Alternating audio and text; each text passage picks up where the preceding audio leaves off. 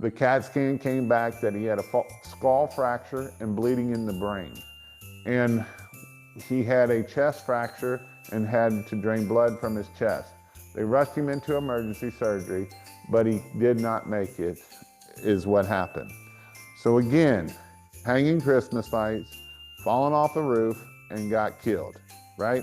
So we have to think about this when we're getting up on these roofs.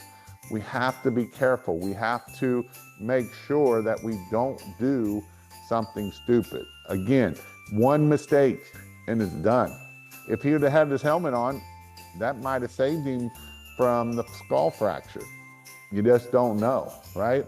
And so these are things that we want to make sure that we learn from other people's lessons that, hey, most of this class that I teach is from me doing stupid stuff.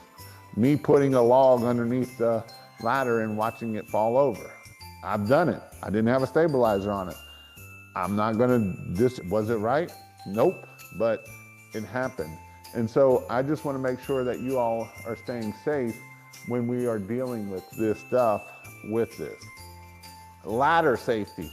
Again, ladder safety, never work alone. We never work alone when we're up on a ladder.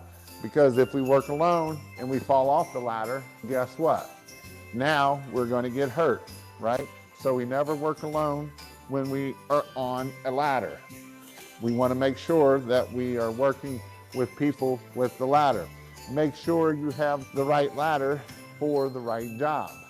Don't have a 24-foot ladder and when you need a 36-foot ladder or a 28-foot ladder, because we want to make sure that we have 3 rungs above the roof. So that gives us 3 feet up above the roof. So when we climb up on the roof, we can actually step off of the roof and have handholds, not just do it the other way. Another thing is have the ladder at the right angle. We want a 75-degree angle. Way to test this is put your feet at the bottom of the ladder and put your arms out. And you want to make sure that ladder is somewhere, the rung in front of you is somewhere in there, right? We want to make sure, and that will tell me that the ladder is at the right height.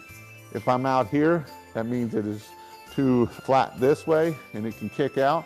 If I'm too far this way, it means it's straight up and it needs to come out some. So this is a way that we can make sure that our ladder is at the right angle for us. Again, we always want to look up before we set up.